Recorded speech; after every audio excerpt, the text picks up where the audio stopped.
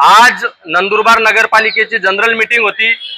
आणि त्या general meeting मध्ये मार्गदर्शनानुसार तसेच आमचे गटनेते आनंद माळी,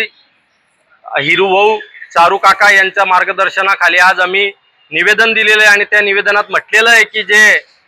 साखरी नाका परिसरात जी पाताळगंगा नदी आहे, जी नंदुरबार शहरात ही एकमेवच नदी आहे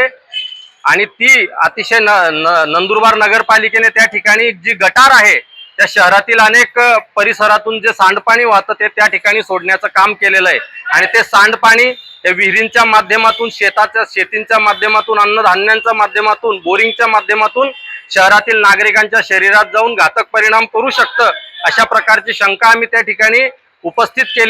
केलेली आहे। तसेच नंदुरबार शहराला पाणी पुरवठा करणारी जी मुख्य पाईपलाईन आहे ती सुद्धा त्या गटार जलातून जाते आहे। ज्याप्रमाणे नंदुरबार नगरपालिकेने आता म्हटलेलं आहे की जे विरचक धरण आहे त्या ठिकाणी पाण्याची पातळी कमी झाल्यामुळे दूषित पाणी येत आहे, परंतु आम्हाला असं वाटतं की जी पाईपलाईन, जी मुख्य पाईपलाईन आहे ती ज्या गटार जलातून गेलेली आहे, कदाचित त्या ठिकाणी कुठेतरी लिकेज असावं आणि ते दूषित पाणी हे नंदुरबारात पुरवठा होत असावं। अशा प्रकारे